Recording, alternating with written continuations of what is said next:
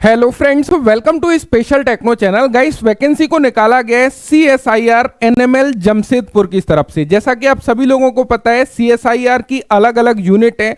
यहां पर जो वैकेंसी आई है वो CSIR नेशनल मेटलर्जिकल लाइब्रेरी, जो कि जमशेदपुर झारखंड में स्थित है, यहां से वैकेंसी को निकाला गया है। यहां पर 10th पास स्टूडेंट्स के लिए वैकेंसी, साथ ही साथ ITA स्टूडेंट्स के लिए वैकेंसी को ओपन किया है। इस वीडियो में हम लोग डिटेल से समझ रहे होंगे। गाइस, इस समय पर CSIR ने एक और यूनिट में वैकेंसी निकाली है, जिसके ऑलरेडी 2 डेज पहले मैंने वीडियोस डाला था। और अभी ITA स्टूडेंट्स के लिए काफी सारी वैकेंसियां ऑलरेडी रेगुलर बेसिस पर आ रही हैं। तो आप लोगों की प्रिपरेशन एक पीक पर होना चाहिए। ये जो समय है वो आप लोगों के लिए काफी ज्यादा महत्वपूर्ण है, बिकॉज आप लोगों को लगातार एग्जाम देने का मौका मिलने वाला है। यहां पर यदि हम लोग वैकेंसी की बात करें, इसका एडवर्टाइजमेंट नंबर आप लोग देख सकते हो, 10/2025 आप लोगों को देखने को मिल जाता है। इसके जो ऑनलाइन फॉर्म स्टार्ट होने वाले हैं वो 5 जनवरी 2026 से स्टार्ट होंगे, और इसकी जो लास्ट डेट है 6 फरवरी 2026 बेसिकली होने वाली है। यहां पर CSIR NML ने बेसिकली वुमेन कैंडिडेट को इनकरेज किया है ताकि जेंडर बैलेंस हो सके। देन मैं भी बोलना चाहूंगा, जितनी भी वुमेन कैंडिडेट हैं और एलिजिबल हैं, डेफिनेटली आपको अप्लाई करना चाहिए, आगे आना चाहिए। यदि हम लोग यहां पर वैकेंसी की बेसिकली बात करने लगे तो यहां पर देखोगे कई सारी वैकेंसी हैं। जैसे कि सबसे पहले M01 जो पोस्ट है, यहां पर आप लोगों को देखने को मिल जाता है 14 पोस्ट देखने को मिल जाता है मल्टीटास्किंग स्टाफ के अंतर्गत। एंड यहां पर जो एजुकेशनल क्वालिफिकेशन है उसमें आपसे 10th क्लास कंप्लीट मांगा है, यानी कि मैट्रिकुलेशन कंप्लीट होना चाहिए या उसके समकक्ष कुछ है तो आप अप्लाई कर सकते हो। यानी कि ओनली 10वीं कक्षा पास है तो यहां पे आप लोग M01 जो पोस्ट है उसके लिए एलिजिबल है और अप्लाई कर सकते हैं। यहां पे 14 पोस्ट के लिए वैकेंसी को इन्होंने निकाला है, जिसमें आप देखोगे UR कैटेगरी की 3 पोस्ट है, EWS की 3 पोस्ट है, OBC नॉन क्रिमिलियर की 1 पोस्ट है, एंड ST कैंडिडेट के लिए 7 पोस्ट निकाली गई है।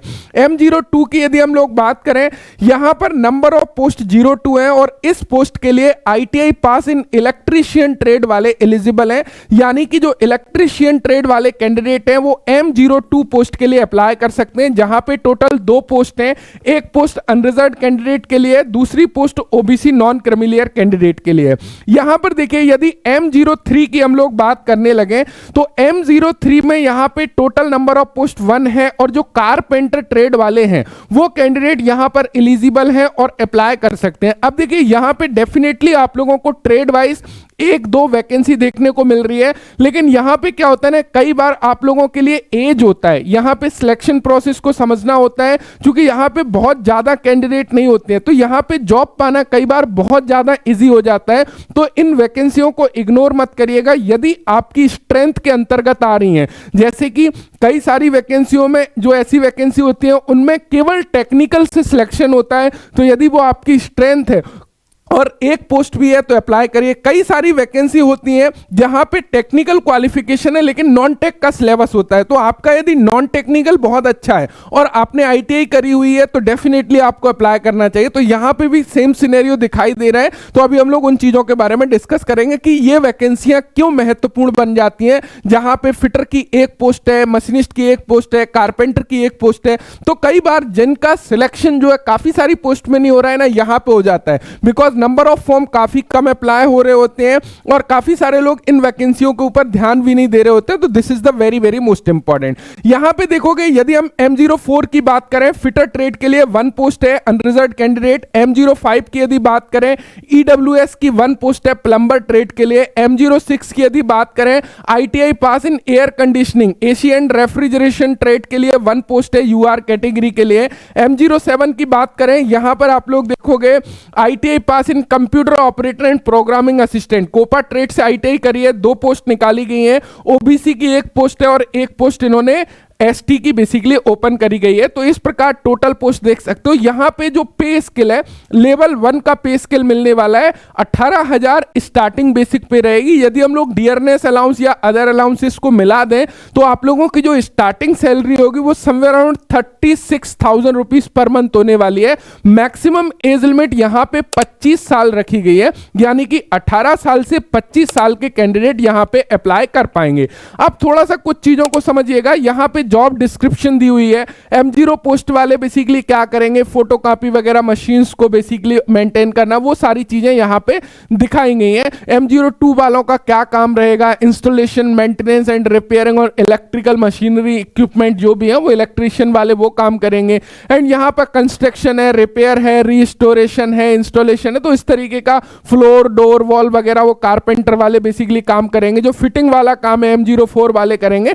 तो ये ट्रेड से रिलेटेड काम है। अब देखो यहाँ पे बहुत ज्यादा प्रोडक्शन नहीं होता है, यहाँ पे जो छोटे मोटे काम होते हैं उनके लिए ये vacancy basically fitter, Turner, machinist इनकी निकाल देते हैं। अब एजुकेशनल क्वालिफिकेशन में हम लोग देखें, M01 की यदि हम लोग बात करें, यहां पर 10वीं कक्षा वाले अप्लाई कर पाएंगे, M02 में इलेक्ट्रीशियन वाले अप्लाई कर पाएंगे, M03 में कारपेंटर वाले, M04 में फिटर ट्रेड वाले, प्लम्बर ट्रेड वाले। यानी कि यहां पे कोई भी आप लोगों से एक्सपीरियंस की रिक्वायरमेंट नहीं है, ना ही आप लोगों के पास में अप्रेंटिसशिप रिक्वायरमेंट है। यदि आपने ITI किया है, फ्रेशर ITI कैंडिडेट यहां पे अप्लाई कर सकता है। इवन 10th का स्टूडेंट्स भी अप्लाई कर सकता है जिनके पास में 10वीं पास है M01 पोस्ट के लिए। सिलेक्शन प्रोसीजर को समझ लीजिएगा, this is the very very most important point. यहां पे देखो सिलेक्शन प्रोसीजर की जब हम लोग बात करते हैं तो सिलेक्शन प्रोसीजर में यहां पे सबसे पहले क्या होगा, एक सिलेक्शन कमेटी होती है जो बेसिकली क्या करती है, आप लोगों के फॉर्म को चेक करती है कि आप लोग एलिजिबिलिटी कैंडिडेट हो या नहीं, आपके पास में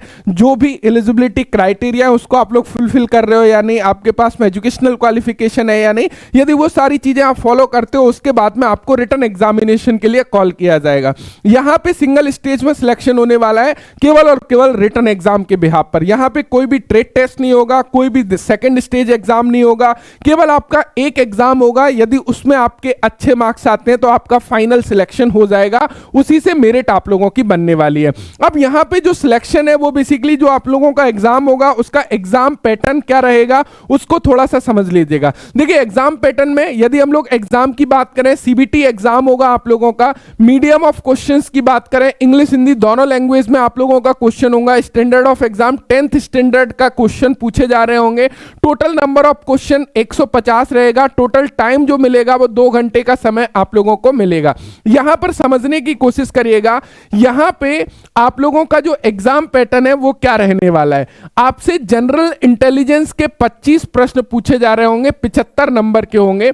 एंड यहां पे क्वांटिटेटिव एप्टीट्यूड के 25 प्रश्न पूछे जा रहे होंगे, 75 नंबर के होंगे। जनरल अवेयरनेस के 50 प्रश्न पूछे जा रहे होंगे, 150 नंबर के होंगे। इंग्लिश लैंग्वेज के 50 क्वेश्चन पूछे जा रहे होंगे, 150 नंबर के होंगे। यानी कि चाहे आप फिटर ट्रेड से हो, इलेक्ट्रीशियन से हो, कारपेंटर से हो, कोपा से हो, सभी के लिए, चाहे आप M01 में अप्लाई किए हो, 10th पास, सभी के लिए यही पेपर होने वाला है। यानी कि टोटल नॉन टेक्निकल रहने वाला है। अब होता क्या है कि जो ITI स्टूडेंट्स है यानी कि टेक्निकल स्टूडेंट्स है फिटर वाले, उनका नॉन टेक्निकल उतना स्ट्रांग नहीं होता। लेकिन कई स्टूडेंट्स हैं जिन्होंने ITI तो कर ली है लेकिन वो प्रिपरेशन नॉन टेक्निकल की कर रहे थे, तो उनके लिए ये वैकेंसी बहुत ज्यादा बेनिफिट देती है। इवन यदि आप ग्रुप डी की प्रिपरेशन कर रहे हो या किसी और की प्रिपरेशन कर रहे हो तो उसके साथ में जो ऐसी वैकेंसियां आती हैं जहां पे आपका नॉन टेक सिलेबस है लेकिन ITI क्वालिफिकेशन है, तो वहां पे आपके चांसेस बन जाते हैं, क्योंकि आप वो सारी भीड़ से बच के आ जाते हो जो 10th वाले हैं, जो बेसिकली कॉम्पिटिटिव एग्जाम्स की प्रिपरेशन कर रहे हैं, तो यहां पे ज्यादा चांसेस होते हैं। तो ऐसे छात्र यदि हैं तो उनके लिए ये अच्छा मौका है, डेफिनेटली अप्लाई कर सकते हो। नंबर ऑफ पोस्ट जरूर एक है लेकिन चांसेस ज्यादा होते हैं, उसी एवज में नंबर ऑफ फॉर्म्स भी काफी कम अप्लाई होते हैं, आप ये मान के चलिए। तो यहां पे यदि आपका अच्छा स्कोर आता है, देखिए समझिएगा, यहां पे 1 negative mark for every wrong answer, और प्रत्येक क्वेश्चन को करेक्ट करने पर 3 नंबर दिए जाएंगे।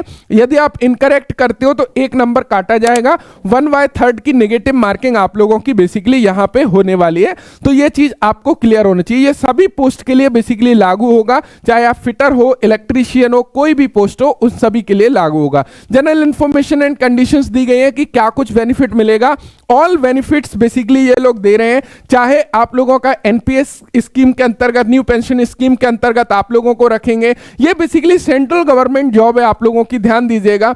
आप लोगों को जो भी अलाउंसेस हैं, डियरनेस अलाउंस हो, हाउस रेंट अलाउंस हो, टियरनेस अलाउंस हो, इवन LTC भी आप लोगों को प्रोवाइड कराते हैं कहीं पर घूमने जाने के लिए, होम टाउन के लिए। अदर कंडीशंस यहां पर दी गई हैं, तो इनको आप लोग बेसिकली रीड कर सकते हो कि इंडिया के सिटीजन हो, आप कहीं से भी अप्लाई बेसिकली कर सकते हो।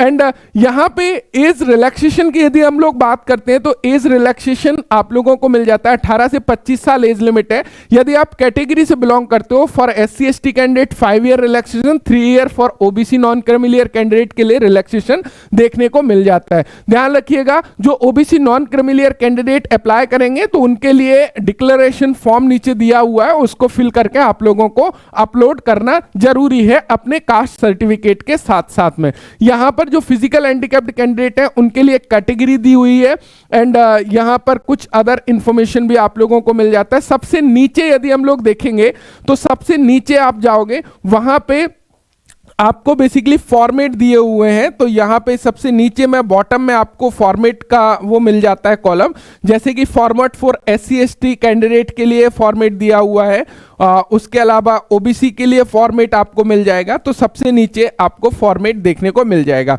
अब यदि एप्लीकेशन फी की हम लोग बात करने लगे, यहाँ पे 500 रुपीज एप्लीकेशन फी आप लोगों की लगने वाली है। लेकिन यदि आप SC/ST कैंडिडेट हो, वुमेन कैंडिडेट हो, उनके लिए कोई भी एप्लीकेशन फी नहीं है। चाहे आप PWBD कैंडिडेट हो, उनके लिए कोई भी एप्लीकेशन फी नहीं है, वो फ्री ऑफ कॉस्ट अपने फॉर्म को अप्लाई कर सकते हैं।